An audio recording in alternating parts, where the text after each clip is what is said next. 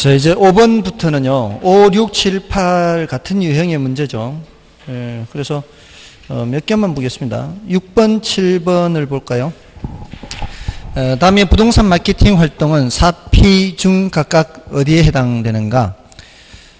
기억에 아파트 단지 내 충분한 녹지 공간을 확보하는 것. 이건 무슨 제품 측면에서 활동이죠. 그리고 인근의 중개업소를 통한 판매. 이거는 유통경로가 되겠죠. 그래서 1번이 정답이고요.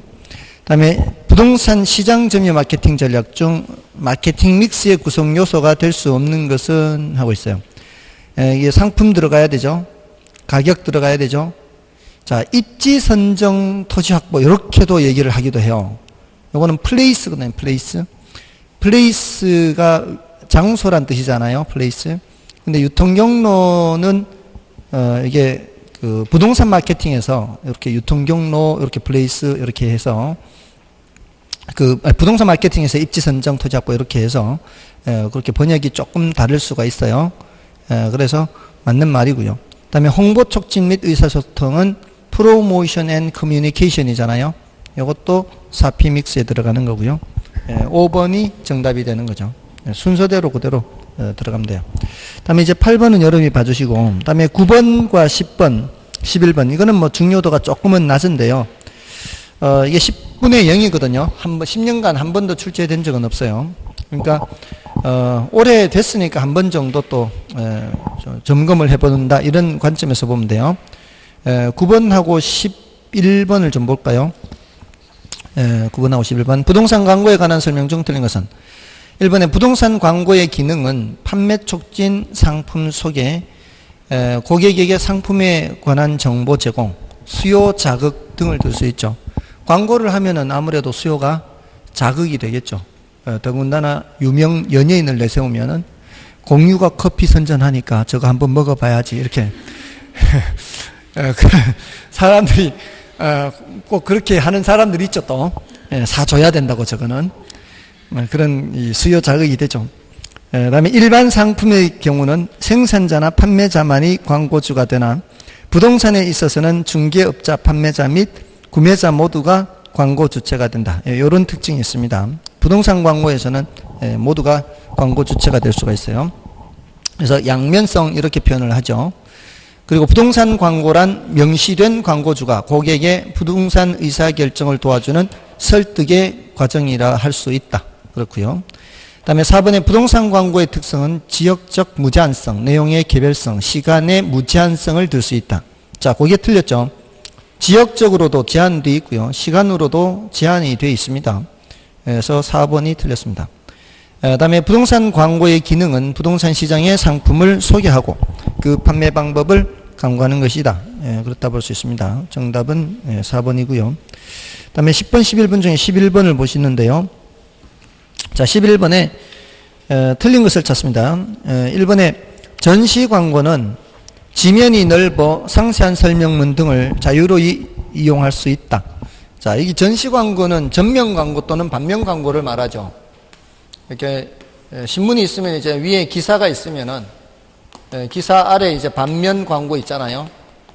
이걸 다 광고면으로 활용하죠. 그리고 또는 전면 광고를 하죠. 이러면은 이 지면이 넓잖아요. 지면이 넓으면은 이제 상세한 설명문을 넣을 수가 있죠. 근데 안내 광고는 어떤 거예요? 안내 광고는 여기 기사가 있으면은 이게 뭐 이렇게 단을 나누어서 짤막짤막하게 이렇게 해서 하는 광고가 안내 광고죠. 그래서 1번은 맞고요. 다음에 2번에 노벨티 광고는 실용적이고 장식적인 조그만 물건을 광고 매체로 이용하는 방법이죠. 뭐 이쑤시개, 중국집에서는 이쑤시개 많이 갖다 주죠. 물티슈 같은 거. 다음에 애드 믹스가 뭐예요? 애드 믹스. 애드가 뭐예요? 애드가 애드버타이즈먼트, 광고라는 단어의 줄임말이에요. 믹스는 섞는 거죠. 광고를 섞는 거예요. 그러니까 광고 효과 지수라는 게 있어요. 학원 광고하는 데는 제가 봤을 땐 저기 현수막 있죠. 학원 같은 이런 거 광고할 때 현수막이 제일 좋은 것 같아요. 광고 효과가. 근데 이제 현수막을 함부로 못 걸잖아요. 함부로 걸면 이제 뭐 과태료 먹이고 하잖아요. 근데 아무튼 현수막이 효과가 좋은 것 같고, 그리고 뭐가 또 효과가 좀 있을까요? 뭐가 효과가 있을까요? 여러분들이 지나다니면서 눈에 잘 띄는 게 뭐가 있는 것 같아요? 별로 없어요? 예? 아, 버스. 그 교통광고죠. 교통광고. 이런 걸 이제 매체에 따른 분류라 그래요. 매체. 예, 이런 매체에 따라서 이런 분류를 할 수가 있어요. 교통광고가 있고, 그리고 전광판.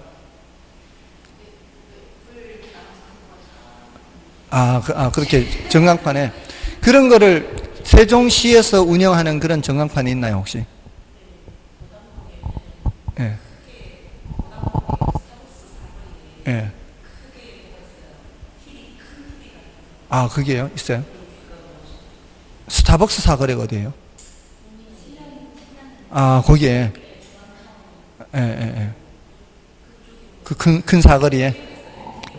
그런 광고 있어요? 그 세종시에서 운영하는 거예요? 그 건물주가 따로 세웠어요? 그러면은 그거는, 어쨌든 요즘은 업체를 알려야 되잖아요. 업체가 있다는 사실을 모르는 경우가 많으니까. 그래서 그런 이제 홍보를 해야 되는데, 여기에 효과가 좀 좋은 것 같고, 그런 것도 효과가 괜찮죠. 만약에 그런 게 있다면, 이렇게 하면 되고요.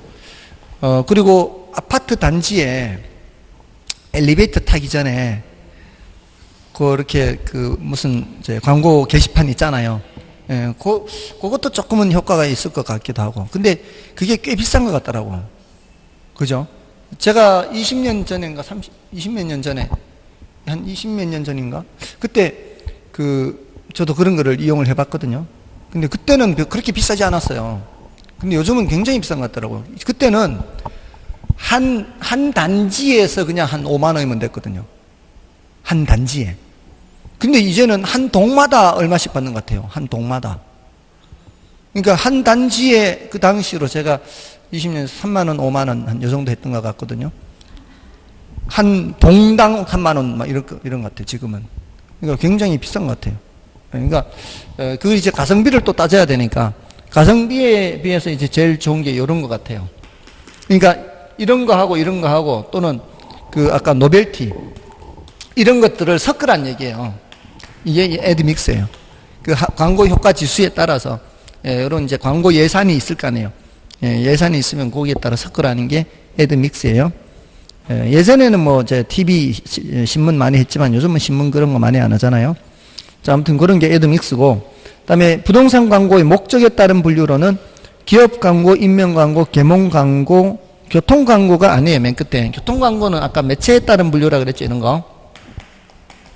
어떤 매체를 통해서 이제 광고를 하느냐 하는 거고, 앞에 거는 목적에 따른 광고예요. 기업 광고, 인명 광고, 계몽 광고.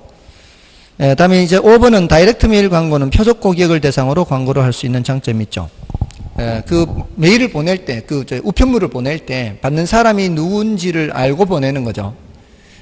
그게 이제 꼭 그 사람의 무슨 인적 사항이나 정확하게 알고 보내는 게 아니라, 그냥 보내긴 하는데, 예를 들어, 주택관리사도 이제 하는 학원이 있어요. 학원 중에. 제가 출강하는 학원 중에. 주택관리사도 하는 학원의 경우에 DM 발송을 할 때 어떻게 하는가 하면은 아파트 관리 사무소로 보내요. 그 지역의 아파트 관리 사무소로 학원 전단지 있잖아요. 그걸 우편물에 넣어가지고 보내는 거죠. 그러면 아파트 관리 사무소의 사무소장은 자격증이 있지만 그 직원들은 자격증이 없는 사람이 많을 거 아니에요. 그럼 그 직원들이 그거 보고 이제 공부할 마음을 갖게 하는 거죠. 그렇잖아요. 그러니까 그런 경우는 이제 그 직원들을 대상으로 이제 표적 고객을 대상으로 그런 걸 이제 DM 발송하는 거죠. 자, 그런 것들이에요. 다음에 이제 그래서 정답은 4번이었나요? 4번이었고요. 그다음에 기출문제에서는 12번을 좀 보겠습니다. 12번에 부동산 마케팅에 관한 설명으로 틀린 것은, 자, 이게 1번에 셀링 포인트가 나오죠. 셀링 포인트 설명 드린 적 있나요? 셀링 포인트는 상품으로서 부동산이 지니는 여러 특징 중 구매자의 욕망을 만족시켜주는 특징. 여기 이제 셀링 포인트죠. 그러니까 구매자가 방이 3칸짜리 하면은 내가 갖고 있는 물건 중에 방 3칸짜리 찾아내야 되죠. 구매자가 가격 3억대 하면은 3억대에 맞는 아파트 찾아내야 되잖아요. 그런 것이 바로 셀링 포인트가 되는 거죠. 그 다음에 고객 점유 마케팅이에요. 고객 점유. 사람을 잡는 거니까 뭐예요? 사람의 심리 상태를 잡아라 이거잖아요. 고객을 잡는다, 심리 상태를 잡아라. 그게 뭐예요? 아이다 원리죠. 아이다. 그래서 이게 공급자 중심의 마케팅 이렇게 나왔잖아요, 지금 벌써. 맞죠? 틀렸지 벌써? 수요자 중심의 전략이라 해야 되겠죠. 그래서 2번이 바로 틀렸어요.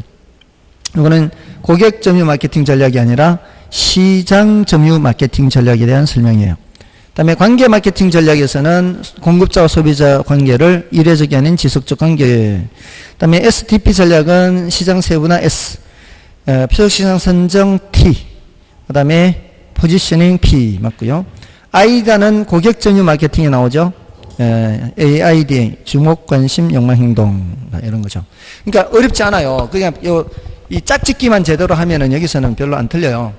그래서 지금까지 출제 경향이 앞에 부동산 관리나 부동산 마케팅에서는 어쩌다 한번 좀 난이도가 높게 나오는 거 한두 문제 빼고 나머지는 전부 다 쉬웠어요. 그러니까 이거는 난이도 자체가 높지 않은 게 출제된다는 거죠. 그것만 주의하시라고요. 짝짓기만 틀리지 않게 조심하시라고요. 자, 이제 앞에 남겨놨던 부분을 좀 봐야 되죠. 앞에 남겨놨던 부분이 입지론이죠. 입지론.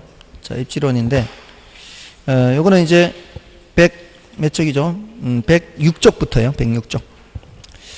106쪽부터인데 이제 오늘은 지금 시간이 상업 입지론까지 들어가기에는 좀 그렇고요.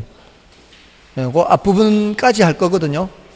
앞부분까지 하는데 시간이 많이 걸릴 것 같지는 않아요. 조금만 하면 될 것 같아요. 오늘 아마 가장 일찍 마칠 것 같아요.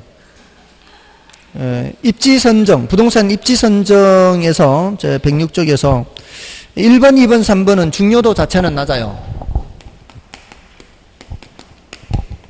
1번, 2번, 3번은 중요도는 좀 낮고요. 1번은 이제 더군다나 그냥 입지에 관한 이제 기초 개념 정도고요. 2번, 3번은 요거는 농업 입지와 관련된 그런 내용들이 있어요.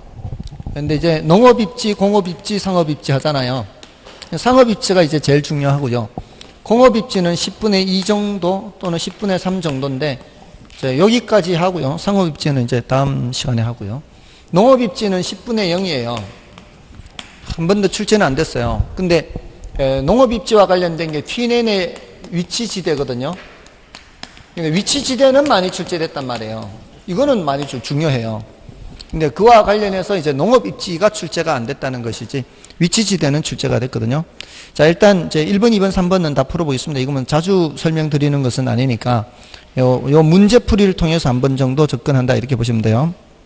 자, 1번은 다음은 입지 선정과 관련된 설명이다. 틀린 것은 1번의 입지란 입지 주체가 차지하고 있는 장소, 즉 자연적, 인문적 위치를 말하죠. 위치.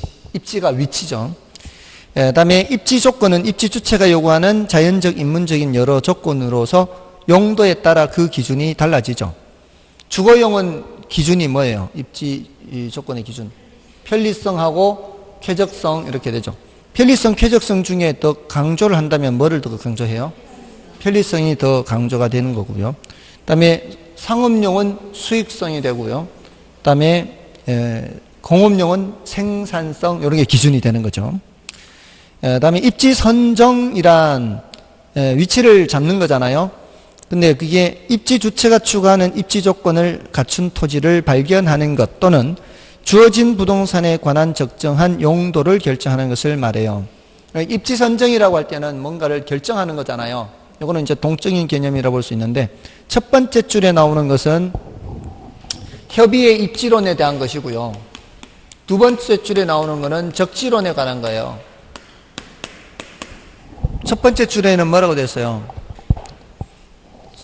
어떤 용도에 적당한 위치를 찾는 거 아니에요? 첫 번째 줄이 입주 주체가 추구하는 입지 조건을 갖춘 토지를 발견하는 거잖아요. 토지를 발견하는 게 이제 땅 찾는 거 아니에요. 뭘 먼저 결정해놓고 입주주체가 요구하는 용도가 있을 거 아니에요. 그 용도에 적합한 땅 찾는 게 첫 번째 줄이고, 두 번째 줄은 뭐래요? 적정한 용도, 그러니까 주어진 부동산이잖아요. 주어진 부동산, 주어진 땅이 있으면 거기에 적합한 용도를 찾는 거죠. 이걸 얘기하고 있는 거예요. 사실은 입지론과 적지론 얘기하는 거예요. 요거는 이제 용도 다양성 때문에 하는 것이고, 요거는 부동성 때문이죠. 이걸 모두 다 포함해서 이제 입지 선정이다 이렇게 얘기하는 거예요. 다음에 4번에 입지는 정적이고 공간적인 개념이며 입지 선정은 동적, 시간적이며 공간적 개념이고요. 다 맞는 거고요. 다음에 입지 단위란 특정 지역의 입지가 결정됨으로써 다른 장소 이상으로 이익을 가져오게 되는 비용 절약상의 이익이 되는 항목을 말한다. 자, 여기서 입지 단위라는 단어가 있는데요. 다 용어죠, 용어. 입지 단위. 입지인자라는 용어가 있어요. 자, 이건 이제 공업입지론에서 나오는 말이에요. 우리가 제품을 생산할 때 발생하는 비용이 어떤 것들이 있을 수 있어요? 수송비라는 게 있을 수 있고, 뭐 인건비가 발생할 수가 있고, 뭐 집정력이라든가 어떤 여러 가지 비용에 영향을 미칠 수 있는 항목들이 있죠. 비용에 영향을 미칠 수 있는 항목들의 각각의 항목을 다 말해. 각각의 항목. 각각의 항목을 입지 단위라 그래요. 각각의 항목을. 근데 입지인자는 입지 단위 중에서 비용 절약상 이익이 되는 항목을 말해요. 비용 절약상 이익이 되는 항목. 예를 들어 우리나라의 그 의류업체들이 공장을 어디에 많이 갖고 있어요? 동남아에 많이 갖고 있죠. 의류업체들이 동남아에 공장 많이 지었잖아요. 그 이유가 뭐예요? 인건비 때문이죠. 그게 바로 입지인자예요. 동남아에 우리나라 의류업체가 가게 된 결정적 이유가 뭐예요? 결정적 이유가 비용 절약상 이익 항목이 뭐예요? 임금 때문에, 임금. 많은 항목을 다 얘기하는 게 아니죠. 그 많은 항목들 중에서 결정적으로 이익이 되는 이유가 어디에 있느냐 이 말이에요. 그거를 이제 뭐라고 한다? 입지인자다. 동남아의 의류업체가 많이 간 입지인자가 뭐예요? 그러면 임금 또는 인건비 이렇게 대답하는 거죠. 또 우리나라에 바닷가에 공장이 많은 이유가 뭐예요? 수송비 때문에. 그게 바로 뭐라고요? 입지인자. 거기에 자리 잡게 된 결정적 이유이. 이제 어떤 때 쓰는 말인지 알겠죠? 그러면 돼요. 그러면은 입지인자는 결정적으로 뭐 때문에 거기에 가게 됐느냐? 그거 할 때 이제 입지인자라는 거예요. 우리 동해안이나 그 울산이나 거제도에 조선소가 있는 입지인자가 뭐겠어요?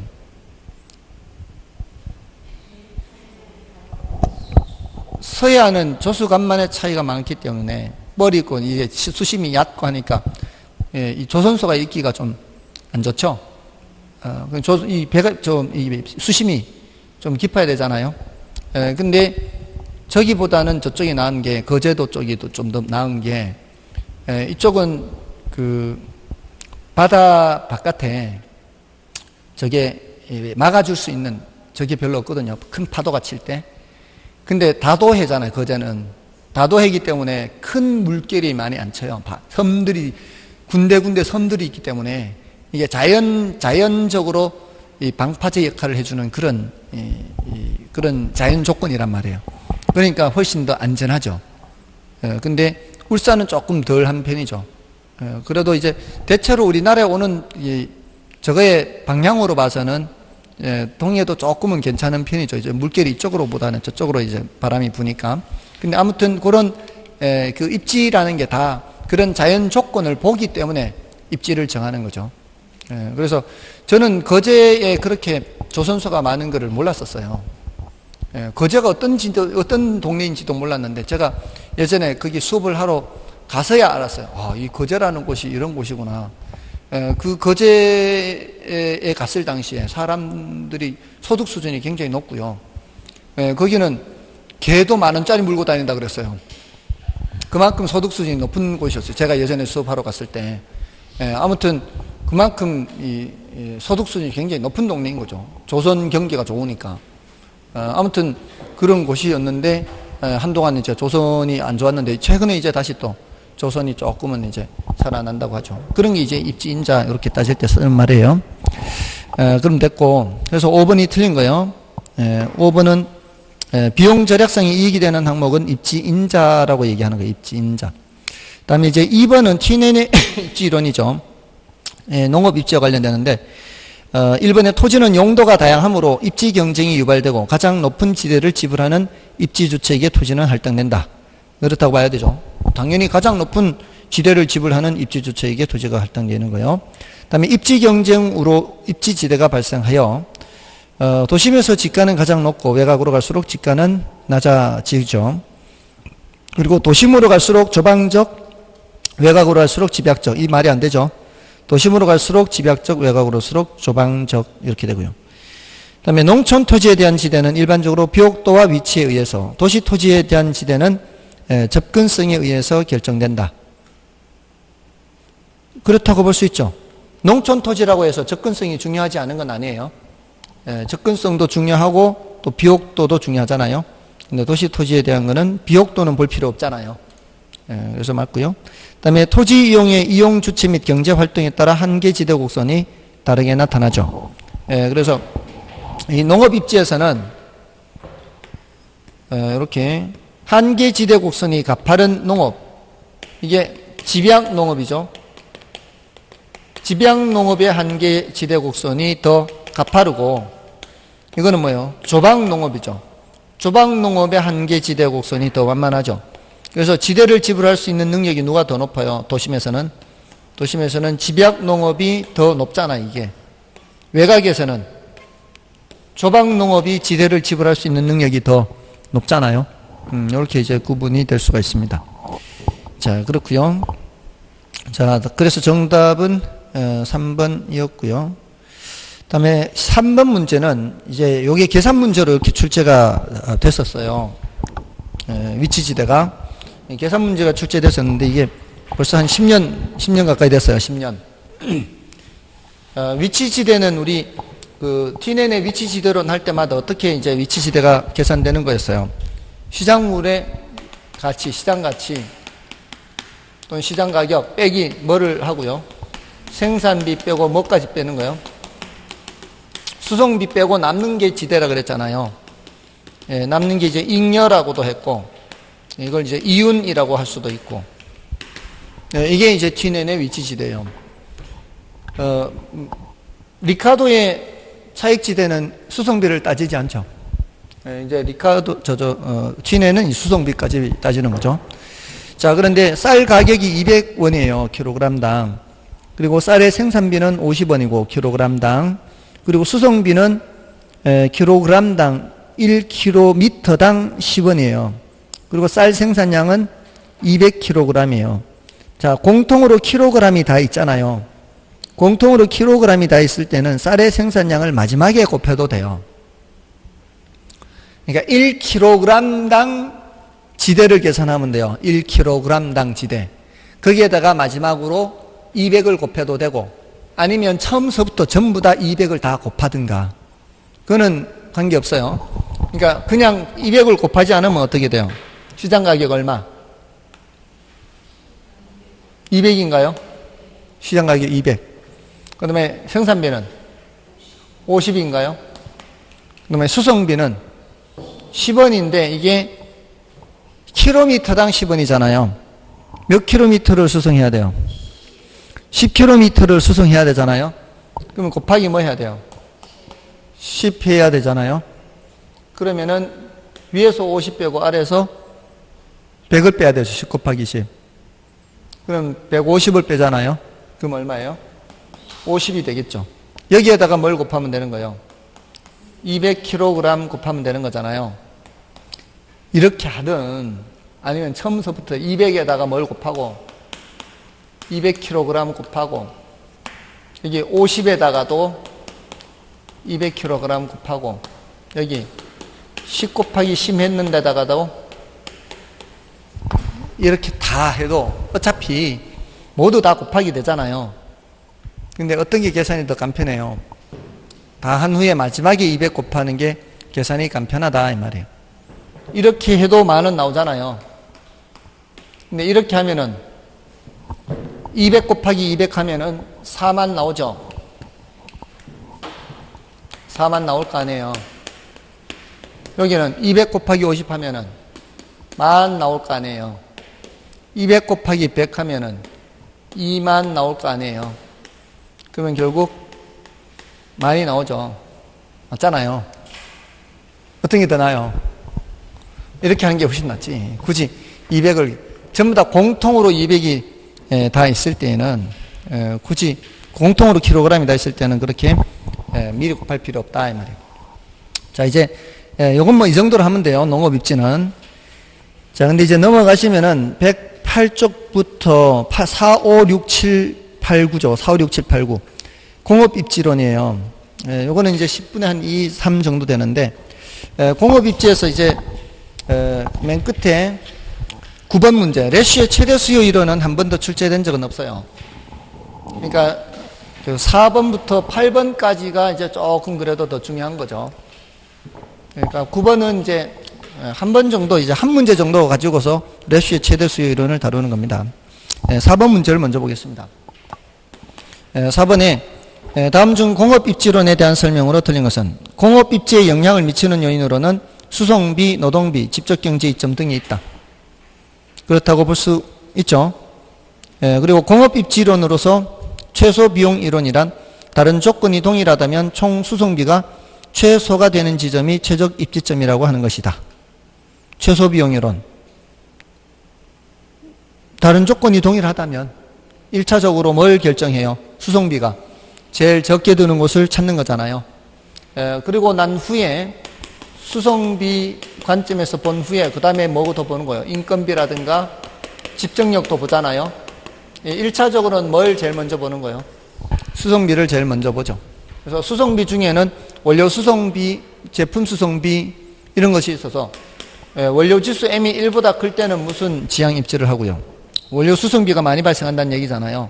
이럴 때는 이제 원료 지향 입지를 하고, 원료 지수 M이 1보다 작을 때는 시장 지향 입지를 하고, M이 1일 때에는 입지 자유형, 입지 자유형. 그 다음에 이제 이런 관점에서 수송비 제일 적게 든 곳을 찾고, 그 다음에 수송비를 제일 적게 하는 곳에서 위치를 옮겼을 때 인건비가 얼마나 많이 줄어드느냐에 따라서 수송비 늘어나는 것보다 인건비를 크게 줄일 수 있다면 그쪽으로 옮기는 게 나올 수 있다는 거죠. 자, 일단 1번은 그렇고 2번도 그렇고요. 3번은 중간 지점 지향 산업이 뭐예요? 중간 지점은 수송 수단이 바뀌는 곳이에요. 수송 수단이 철도 교통에서 도로 교통으로 바뀌고 해상 운송에서 육상 운송으로 바뀌는 그런 곳이 중간 지점이거든요. 수송 적환 지점이 입지하는 것이 유리하다. 맞죠? 다음에 원료 지수가 1보다 큰 경우 시장 지향 입지를 하는 것이 유리하다. 4번이 틀렸죠. 원료 지수가 1보다 크면은 원료 지향 입지죠. 다음에 자동차 공업이나 석유 화학 공업 등 기술 연관성이 높은 산업은 직접 지향 입지를 하는 경향이 있다. 요거는 이제 맞는 말이죠. 정답은 4번이고요. 다음에 5번도 볼까요? 시장 지향 입지로 유리한 경우가 뭐겠어요? 원료가 부패가 잘 돼. 그러면은 이거 원료 산지에서 빨리 가공을 해야 되는 거 아니에요? 아니고. 중량 증가 산업은 뭐예요? 제품을 만들 때 점점 무게가 늘어나잖아요. 제품을 만들 때 점점 무게가 늘어나면은 공장이 시장 근처에 있어야 돼요? 시장 멀리 있어야 돼요? 시장 가까이 있어야 될 거 아니에요? 제품을 만들 때 무게가 늘어나니까. 그러니까 요거는 시장 지향 입지죠. 맞나요? 그러니까 청량 음료 산업, 맥주, 막걸리 이런 것들이에요. 물을 많이 사용하는 거예요. 물을. 그런 것들은 중량 증가 산업이에요. 그다음에 원료 수송비가 많은 산업. 원료 수송비가 많으면 원료 수송비를 절감하기 위해서는 원료를 그대로 그 자리에서 원료 있는 자리에서 생산을 해야 될 거 아니에요. 그다음에 편제 원료를 많이 사용해요. 그럼 그 지역에서만 원료가 생산되니까 그 지역으로 가야죠. 원료 지수가 1보다 크면 원료 지향이죠. 정답은 2번이고요. 다음에 6번도 보고요. 공업 입지에 관한 다음 설명 중 틀린 것은 수송비 비중이 적고 기술 연관성이 높은 산업들의 경우 아까 앞에 나왔죠? 무슨 입지? 집적 지향 입지죠. 1번 틀렸고요. 그다음에 공업 입지 선정상 가장 관계가 있는 비용은 원재료, 노동비, 수송비, 지대 등이다. 맞죠? 그다음에 입지 중량이 2보다 큰 산업은 원료 지향 입지가 필요하다. 입지 중량은 중요도가 원료 지수보다 낮아요. 원료 지수가 좀 더 중요하고, 원료 지수는 M 해서 1보다 크면 되는데, 원료 지수가 1보다 크다는 얘기는 입지 중량이 2보다 크다는 거하고 같아요. 이거는 이제 중요도는 낮아요. 그래서 입지 중량이 2보다 크다, 원료 지수가 1보다 크다 같은 말이에요. 그래서 3번 맞는 말이고요. 4번에 섬유산업이나 신발산업 등 생산비 중 노동비 비중이 큰 산업은 일반적으로 노동지향 입지를 하죠. 아까 섬유공장, 우리나라 섬유공장이 베트남에 많잖아요. 그 다음에 국지원료보다 보편원료를 많이 사용하는 공장은 시장지향 입지를 한다. 보편원료가 대표적인 게 물이잖아요. 물을 많이 사용하면 뭘 한다고요? 시장지향 입지를 한다고요. 그래서 정답은 1번이었고요. 그 다음에 7, 8, 9번, 9번까지가 저건데요. 공업 입지인데 8번은 여러분이 보시고 7번, 9번을 보고 마치도록 하겠습니다. 7번의 공장 부지의 입지 요인에 관한 설명 중 가장 옳은 것은 1번 중간재나 완제품을 생산한대요. 이거는 원료지향 입지를 해야 돼요? 시장지향 입지를 해야 돼요? 시장지향 입지를 해야 되죠. 그래서 틀렸고, 뒷부분은 노동집약적이고 미숙련공을 많이 사용한대요. 그러면 노동지향 입지 맞죠? 뒷부분은 맞아요. 그 다음에 위험물 폐기 규제, 대상 지역의 기업 환경, 세제상의 혜택, 중앙정부나 지방정부의 지원 등도 부지 선정 시 고려해야 할 중요한 요인이 된다. 맞는 얘기죠. 그다음에 보편 원료를 많이 사용하는 공장과 중량 감소 산업은 원료 지향 입지를 선호한다. 보편 원료는 시장 지향, 보편 원료는 물을 많이 사용하는 시장 지향이죠. 뒷부분은 맞아요. 뒷부분만, 앞부분이 틀렸어요. 그다음에 운송비 비중이 적고 기술 연관성이 높고 계열화되어 있다. 이건 뭐예요? 앞에 나왔죠? 집적 지향이죠. 집적 지향. 중간 지점이 아니고. 중간 지점은 아까 뭐였어요? 수송 적환 지점. 수송 수단이 바뀌는 곳. 기차역 같은 거죠. 철도교통에서 도로교통으로 바뀌는 곳. 그다음에 원료 지수가 1보다 크다는 것은 입지 중량이 2보다 작다는 거예요. 크다는 거예요. 2보다 크다는 것은 이 경우 원료 지향 입지를 하는 경향이 있습니다. 그래서 이 작다가 틀렸죠. 그래서 2번이 옳은 것이에요. 2번이. 지난번에 용인시에 뭐 들어가려고 하던 업체가 있었잖아요. 네이버인가? 용인시에 뭔 업체가 들어가려고 했는데 용인시에서 안 받아줘가지고 다른 데로 뭐 간 네이버 아닌가요? 아무튼 그게 그런 이제 지방자치단체에서도 이렇게 혜택을 얼마나 주느냐 안 하느냐 이런 거에 따라 그게 달라질 수 있다고 합니다. 그쪽 업체 입장에서는 그게 서울에서 가까워야 그런 IT 인력을 구하기가 쉽대요. IT 인력을 구하기가 쉬운 게 이제 수도권에 많이 있으니까 이렇게 구하기가 쉽고 해서 그런데 거기 용인시에서는 뭐 전자파 때문에 그런 건가요? 하여튼 왜 데이터베이스를 이제 관리를 해야 되잖아요. 이게 우리가 왜 네이버 클라우드 이용하잖아요. 저도 네이버 클라우드 이용하거든요. 그럼 네이버 클라우드에다가 제가 지금 작업한 그런 것들을 저장을 해놔요. 근데 그게 날아가 버리면 난리 나잖아요. 그러니까 그거를 항상 업체에서는 서로 다른 곳에다가 똑같이 보관을 한대요. 이쪽에 한 군데 해놓고 저쪽에 한 군데 백업 해가지고 그래서 그렇게 해놓는데 그게 전기를 많이 사용해서 전자파가 많이 사용한다거나 뭐 하여튼 그런가 봐요. 그러니까 이제 반대하는 이제 민원도 많고 뭐 그랬나 보죠. 아무튼 그런 이제 정부나 지방자치단체들은 그런 것들도 입지에 영향을 미칠 수 있다는 겁니다. 자, 아무튼 2번은 옳은 말이고요. 8번은 여러분이 봐주시고요. 9번을 보겠습니다. 레슈의 최대 수요 이론이야. 이건 한 번도 출제된 적은 없다 그랬죠. 근데 베버의 최소 비용 이론은 비용이 가장 적게 드는 곳에 공장 지으란 얘기잖아요.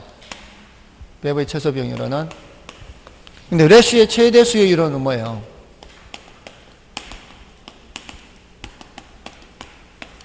배수의 최대 수요로는 수요가 가장 큰 곳에 공장 지으라는 얘기죠. 입장이 이제 반대로 돼 있는 거예요. 그래서 1번을 보시면은 배버의 최소 비용 이론이 판매 조건을 일정하다고 보았다면, 여기서는 그러니까 어디에서 팔든 어디에서 만들든 판매는 차이가 없다고 보는 거예요. 그러니까 삼성전자 같은 경우 보세요. 삼성전자가 공장이 뭐 예전처럼 수원, 기흥에 있든 아니면은 평택에 있든 천안에 있든 전 세계 매출에 차이가 있을까요? 전 세계 매출에는 차이가 없다는 거예요. 공장 위치에 따라. 근데 공장 위치에 따라 지방정부나 중앙정부의 지원이나 이런 게 달라져서 비용의 차이가 있다면, 그럼 비용을 가능한 한 이제 비용 혜택을 많이 주는 쪽으로 가는 게 나을 거 아니에요. 그래서 가장 비용이 적게 드는 곳에 공장 짓는다는 거죠. 근데 이 사람은 반대로 공장 위치에 따라 판매가 달라지더라. 생산 비용에는 차이가 별로 없더라는 거죠. 생산 비용에는 별로 차이가 없으면 어디에다가 공장 지어라? 판매를 가능한 한 많이 할 수 있는 곳에다가 공장을 지어라, 이 얘기예요. 그게 공장 위치에 따라 그게 판매가 달라질 수 있다는 거죠. 그게 그 시장에 그 수요자들이 많이 있거나 그렇지 않은 지역에 따라 수요는 달라질 수가 있잖아요. 그래서 1번은 맞는 말이고요. 다음에 2번에 수요 원추체, 수요 콘이죠. 수요 콘의 바닥이 어떤 위치에서의 높이예요. 수요 콘이 이렇게 있으면,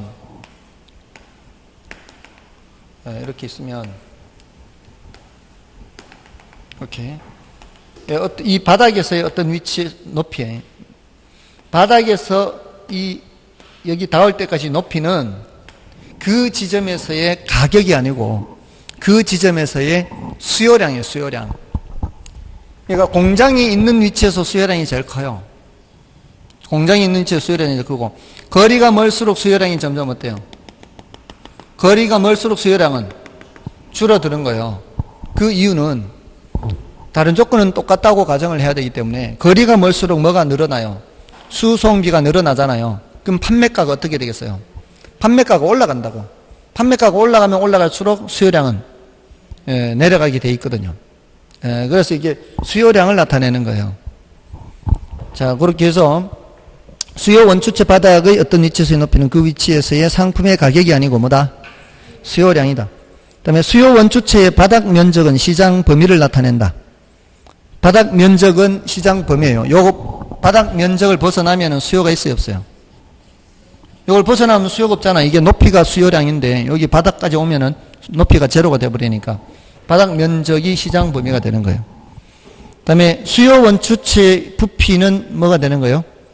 총 수요량이에요. 이 부피는 총 수요량이에요. 이 부피가. 그러니까 이 부피가 제일 큰 곳이 공장 입지가 되는 거예요. 이 원뿔의 부피가 더 크냐, 이 원뿔의 부피가 더 크냐, 원뿔의 부피가 더 큰 곳이 공장이 입지할 위치라는 거죠. 그 위치는 여기 한가운데 공장 위치가 여기예요. 공장 위치 여기. 원뿔의 부피가 더 큰 곳이 그 최적 입지가 되는 거죠. 그 다음에 중심지에서 멀수록 높아지는 가격을 수요자가 부담하므로 공장에서 멀수록 이제 수송비 부담을 수요자가 부담하므로 중심지에서 멀수록 수요량이 점점 감소한다는 거예요. 됐습니까? 자, 요렇게 요런 건 뭐 중요도는 낮고 한 번 정도 보는 거고요. 10번부터는 이제 상업 입지입니다. 그래서 요거는 다음 시간에 보도록 하겠습니다. S였습니다. 감사합니다.